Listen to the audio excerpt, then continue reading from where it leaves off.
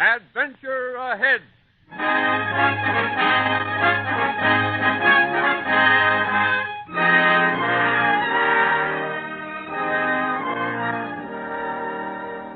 This week, a stirring tale of young, unknown participant in the Revolutionary War.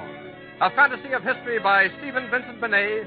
It is the story of A Tooth for Paul Revere. And now...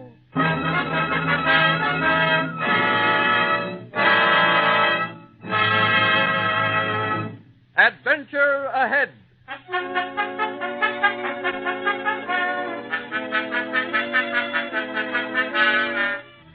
There was talk of trouble in the air in April 1775, and all of Massachusetts colony was trembling with whispers, rumors, talk of revolution. There's nothing we can do against such tyranny. This taxation, this oppression. Free men can never live this way. There is no hope unless we plan to fight. Organize. Join the Minutemen.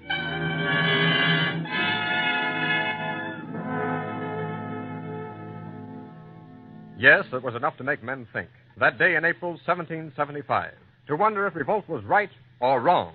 1, 3, 4. That'll be 1 shilling 6pence for the seeds, Master Butterwick. All right. There you are. 1 and 6. Hope you have good luck with your planting this spring, Lige. I hope so, too, Mr. Thorpe. Don't know any farmer around Lexington that deserves to have good crop if it isn't you. Losing your folks last year, having to run the farm all by yourself. No easy job for a young boy. Keeps me busy, all right. Was there something else you wanted, Lige? Well, yes. Got anything for toothache? Toothache? Uh-huh. This one here. Afraid I haven't a thing to kill a tooth pain, Lige. Expect you ought to see the barber, Billy Murphy. He can fix your tooth. Well, I hope so. It's a terrible aching. Don't know when I've had such trouble and pain. These are troubled times, Master Butterwick. Huh? What do you mean, Mr. Thorpe? What trouble? About the grievances of the colonies. Oh, that. Mostly talk. There'll come a time for action. And we'll need every man we can muster, every volunteer. And we'll need you, Lige Butterwick. Me? Yes, Lige. But Mr. Thorpe, I just don't care about fighting. I won't have time for... Most everybody in Lexington's joined up with us, Lige. They found time. If your father was alive, he'd bring his gun and join us, too. I know he would. Maybe. You've still got his old flintlock, haven't you? Uh-huh. And you can fire it. Tolerable good. Then won't you reconsider, Lige? We'll need every man we can muster. No, Mr. Thorpe. I just can't see my way clear to join your Minutemen. Well, suit yourself, Lige. But someday I'm hoping you'll be part of us. A part of the new growing tree. Huh? New growing tree? That's a symbol, Lige. A growing tree and a new republic. You'll see what I mean one of these days. Well, maybe so, but I don't quite understand what all the trouble's about myself. Too busy with my farm. Besides, I just don't see no sense to fighting.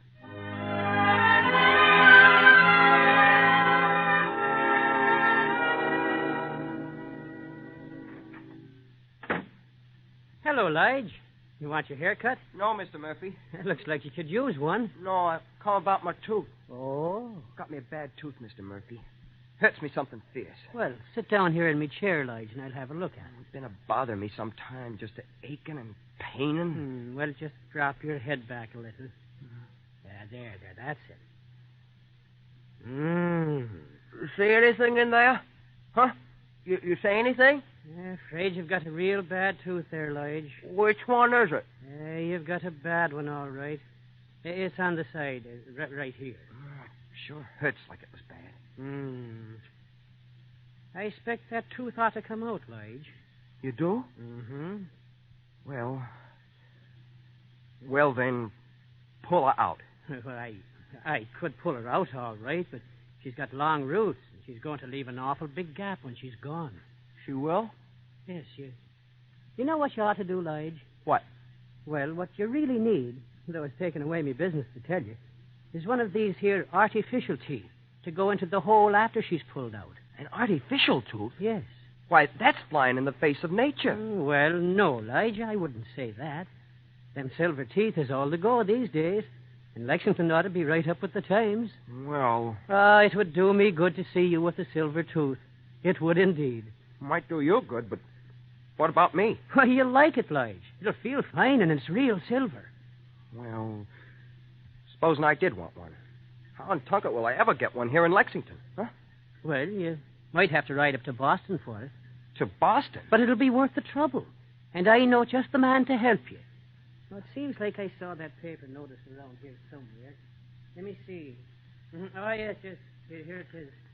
What's that, Mr. Murphy? A notice in the paper from a man in Boston. Makes them tea. Oh? Who is he? A silversmith. Name of Revere. Paul Revere. Never heard of him. He comes through here once in a while. Listen to this, Lige. Whereas many persons these days are so unfortunate as to lose their forte, that's you, Lige, which is to their detriment, not only in looks but in speaking. This is to inform all such persons that they may have defective teeth replaced with artificial ones that look just as well as natural teeth. Well, my goodness. There's your chance, Lige. Sounds good enough. But what's it going to cost? Oh, I know Revere. He wouldn't charge a muff. And it'd be worth it, Lige. Well, in for a penny, in for a pound. This tooth is fair driving me mad. It's got to come out. Reckon I'll be able to find him? Oh, yes. If you lose your way in Boston, just ask anybody for Paul Revere. Expect most everybody's heard of him. Even the Tories. The Tories? Revere's a pretty big bug in the Sons of Liberty. Oh. Well, I don't care to be mixing in with politics. But I allow as how the main thing is to get this tooth fixed today if I can. Reckon I'll ride up to Boston and find this Mr. Paul Revere.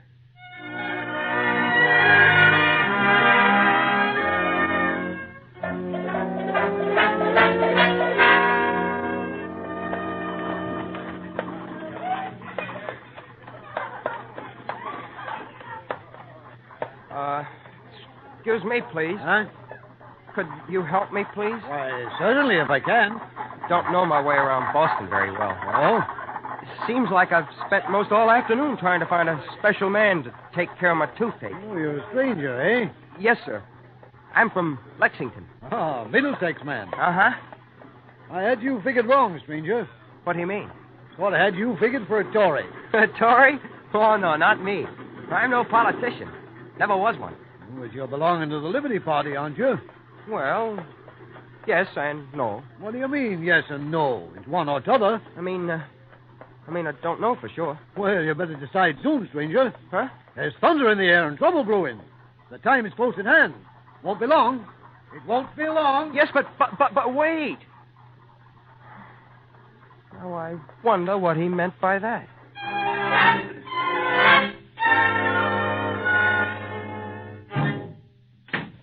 Yes, young man, you wanted something? Well, just some information. Oh? I'm a stranger here in Boston. Don't know my way around. Why, I'd be glad to help you, my friend, if I'm able to. Thank you. You're a stranger from the West, perhaps? I've got a farm near Lexington. Oh, Lexington. And you are a rebel, I presume? Me? Oh, no. You're not? Well, no. I'm certainly pleased to find another true-hearted loyalist in this pestilent, rebellious city. Loyalist? Well, no, I don't know about that. What do you mean? I came to Boston mainly to get my tooth fixed, not to talk politics. You see, I'm looking for a Mr. Paul Revere, and I haven't Did had... you say Paul Revere? Why, yes. What's the matter? What you grinning about? So it's Paul Revere you want, my clever young friend from the country? Uh-huh. Would you help me? Of course. I'd be glad to tell you how to find him. All right. Just go up to the first red-coated soldier that you see and ask the way. Will they tell me? Of course. But you'll have to give the password first. The password? Yes. First you say to the soldiers, "Any lobsters today?" And then you ask about Revere.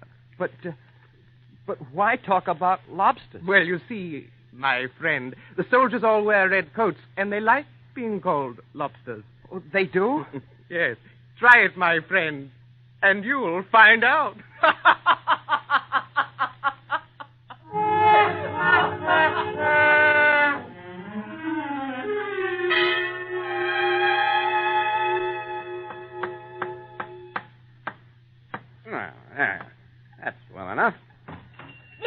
Revere.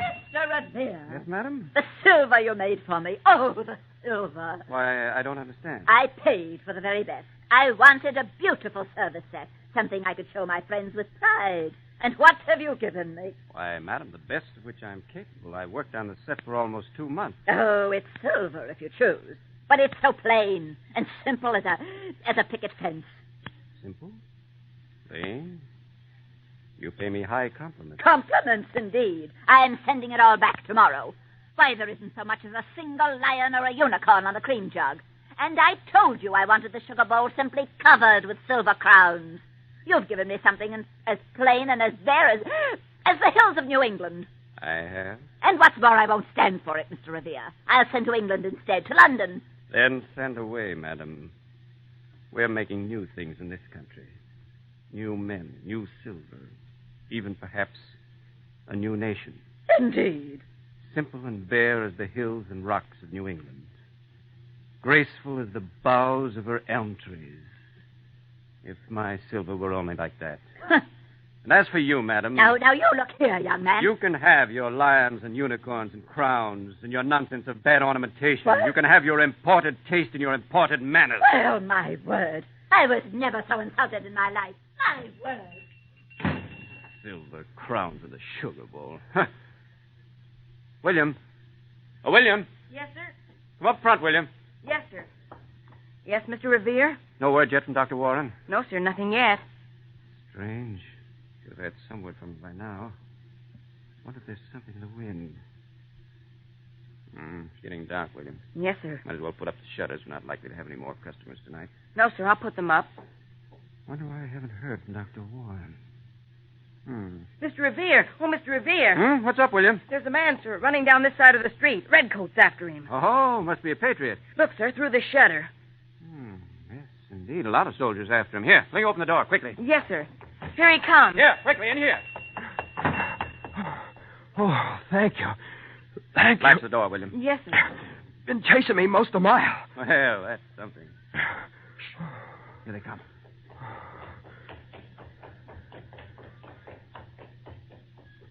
Oh, you saved me then, all right. Thank you. There's nothing. Least I could do. Aren't we all hounded and chased by the redcoats these days? Huh? Excuse me just a minute. William, Yes, sir. I think you'd better run over to Dr. Warren's house, see if he has a message for me. Use the back way. Yes, sir. Well, now that you've had your breath, sir, may I help you? Maybe you can. I hope so. My name's Lige Butterwick, and I'm looking for Mr. Paul Revere round these parts of Boston. Well, it is a surprise, Master Butterwick. Huh? My name happens to be Paul Revere. Well, I'm glad of that. I tell you, Mr. Revere, I had a hard time of it here in Boston trying to find you. I'm sorry to hear that, but now that you found me, how may I serve you? Well, the barber sent me. Barber? You see, it's about my tooth. Oh. It's this way. This tooth's been acting up real bad lately, so this morning I went in to see Billy Murphy. He's the barber in at Lexington. Lexington? And he said that... You from Lexington? Well, yes, and Mr. Murphy said Were you there this morning? I just said I was, and the barber told Never mind me... the barber. Huh? Mr. Hancock, Mr. Adams, were they still at Parson Clark's? Oh, well, yes, I reckon I saw him when I rode by this morning on my way up here. Thank goodness. They're still there. Still at Lexington. Why, I suppose so. Why? The British ready to march and conquer tonight. Won't be long. Can't be long. Tell me, Master Butterwick, Yes, sir? did you see many soldiers as you came to my shop tonight? See him. Well, they chased me all the way from Boylston. I know, but were there others? Did you see any more? Oh, there's a whole passel of them up by the common, with guns and flags and everything. All lined up in their red coats, ready to march. Why? Master Butterwick, I can't thank you enough for what you've told me tonight. It gives me courage. Told you? Huh? You're a very shrewd observer, and you've done me and the colony as an invaluable service. Well, that's nice. But about this tooth of mine, Mr. Revere, I just gotta... You're a stubborn young man, Master Butterwick. But all the better. I like stubborn men. Wish we had more of them. Now, what about you two? It'll have to be drawn out. Been aching something awful. And I want to get a nice new silver one to stop up the hole. Well, I've made lots of artificial teeth, all right, but drawing them out is hardly my trade, young man. Oh, it isn't? But one good turn deserves another. You've helped me. I'll do my best to help you. Oh, thank you, sir. Just sit yourself here in this chair, young man. Would help a mite. Here. You can drink this draft. In the morning, you'll feel more like having your tooth drawn. There. Just drink this right down, Master Butterwick. It's only medicine. All right. Whatever you say.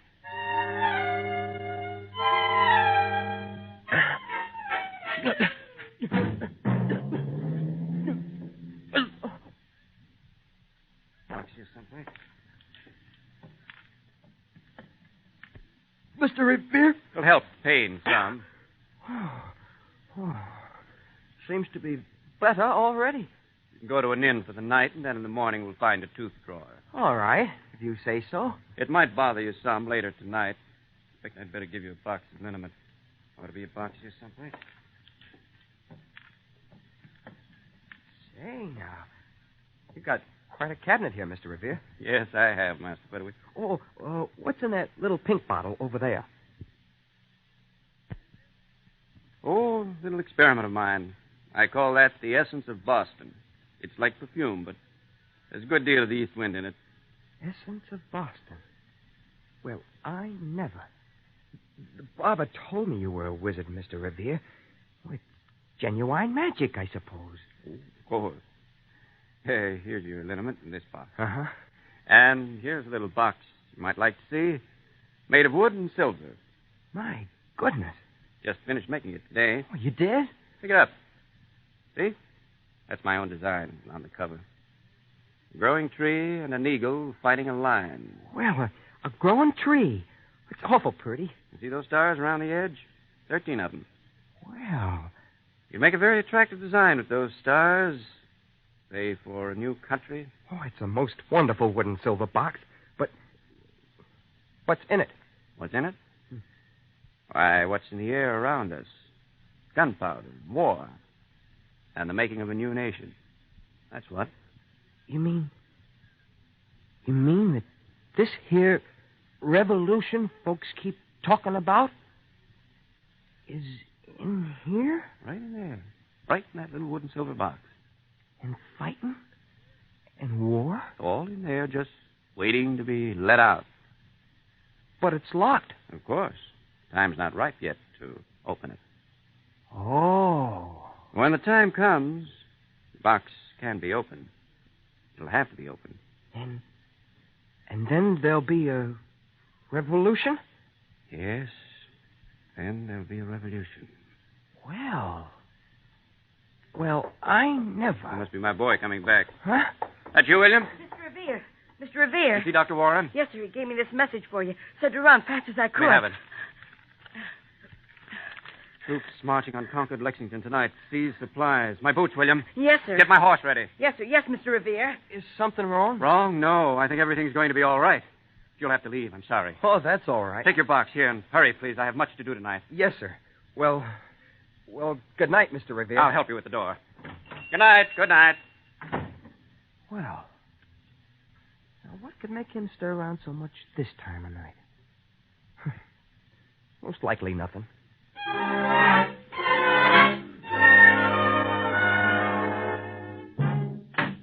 Yes, young man? You want a room? Yes, I do. Had a hard time finding an inn open in Boston this time of night. Oh, we're always open here. Uh-huh. Well, I'll be needing a nice quiet room so as I can sleep late. Got a bad tooth and I want to... Say, Huh? What's the matter? this box here in my pocket. What about it? It's not the liniment box. Liniment box? I must have took the wrong box. This is the wood and silver box. Mr. Revere's own box. I don't see how I took this one by mistake. Oh, my goodness. Is something wrong? Wrong. Do you know what's inside this box? No. What? There's gunpowder and war and the makings of a new nation. That's what. Who says so? Why, Paul Revere himself. I'm almost afraid to touch it. Are you sure about what's in it? Oh, I'm sure enough. Why, I can hold it up to my ear like this and almost hear the revolution inside. You can? Well, almost. Reckon Mr. Revere will want this all right. You're going to take it back? Why, of course I've got to take it back. If I was to open this little box now, why, there'd be war all around us. I've got to take this to Paul Revere tonight.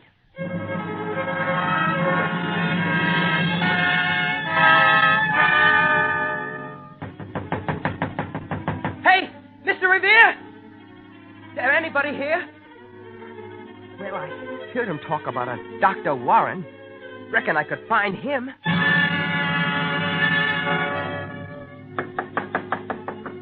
Hey, you! What do you want down there, waking honest people up this hour of the night? I'm looking for Mr. Paul Revere. He's not here. Who are you? Friend of his. I got a little box here for him. Know where he is? Gone to Charlestown. Across the river? Rode down on his horse. Took a boat 2 hours ago.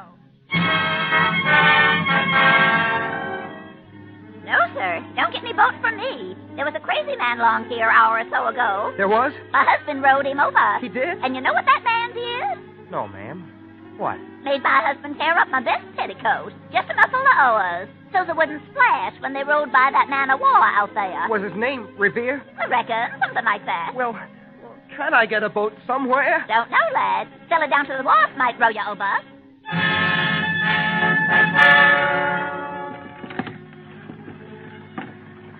Why hurry in such a hurry, I've got stranger? to find this man, Mr. Paul Revere. Couldn't it wait till morning? Might be too late then.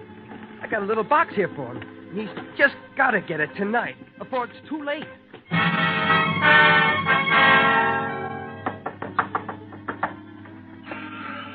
I'm Lige Butterwick. I just come across the river from Boston, and I must get me a horse. What for you want a horse? Trying to catch up with a friend of mine, Paul Revere. Paul Revere? Well, why don't you say so? He come through here and got a horse from me about 2 hours ago. He did? You can find him if you ride fast. But I have no horse. Come on down to the barn with me. If you're a friend of Paul Revere, I'll give you a horse. Paul Revere? Yes, ma'am. Why, of course he's been through here. He rode off that way.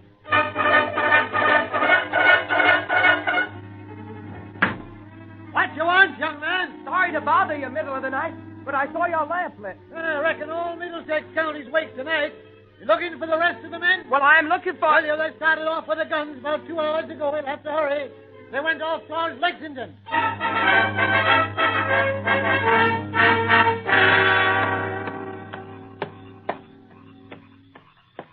Reckon I've lost him, I guess. Everybody said he'd come this way, but I can't find him. Almost morning. There's Lexington up ahead. Stop there. Paul, who goes there? Huh? Why, it's me. Who's me? Why, me? Lige Butterwick? Oh, hello, Lige. Didn't see you for the dark. Mr. Thorpe, what you doing up so early in the morning? I was just going to ask you that, Lige. The time has almost come to plant that new growing tree. Did you come to help us, Lige? Well, I don't know. I'm looking for Mr. Paul Revere. Revere? You seen anything of him, Mr. Why, Thorpe? of course. He's with us. He just arrived. Well, where is he? Where is he then? Well, straight along the road up over the hill by those elm trees. You can't miss him. Thank you, Mr. Thorpe.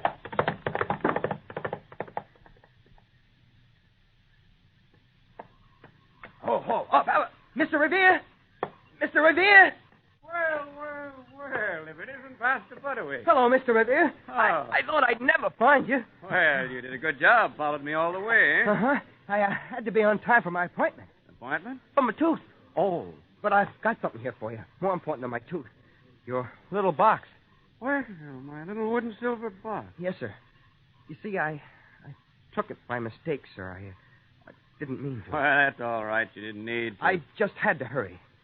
What do you mean? Well, like you said, the whole revolution's right inside this box. I just had to bring it to you as soon as I could. Oh.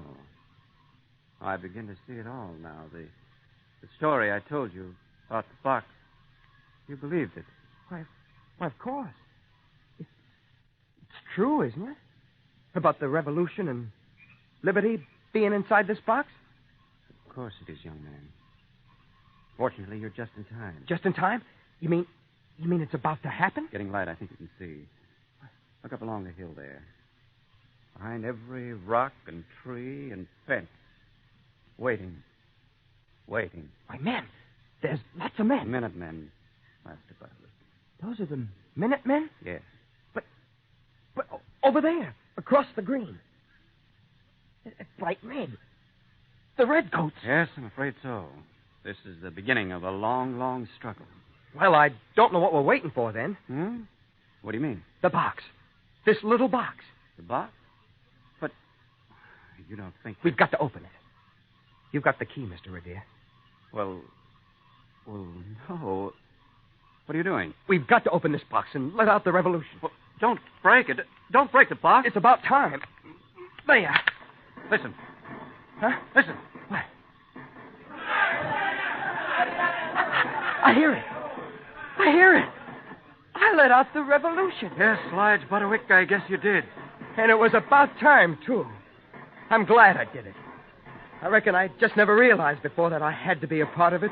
The new-grown tree. Well, Mr. Revere, it was nice knowing you, but I'll have to be getting back to my farm now. Getting back to your farm? Uh-huh. I got my pa's old flintlock hanging on the wall back there. I allow as I'll be needing it today and maybe tomorrow.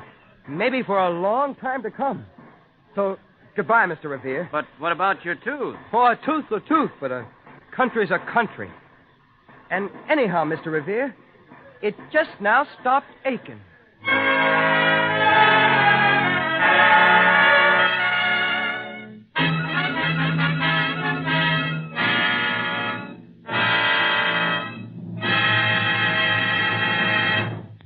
Adventure Ahead has presented the story A Tooth for Paul Revere by Stephen Vincent Benet in a radio dramatization written by Tom Goutet. Music was composed by Leo Kampinski, and the orchestra was conducted by Henri Nosco. The entire production was under the direction of Joseph Mansfield.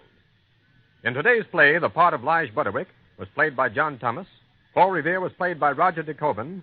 Others in the cast were Kermit Murdoch, James Tansey, Joseph Wiseman, Jackie Ayres, Eleanor Audley, Gene Gillespie, Fred Barron, and Paul Ford. NBC and its affiliated independent stations present Adventure Ahead as a public service.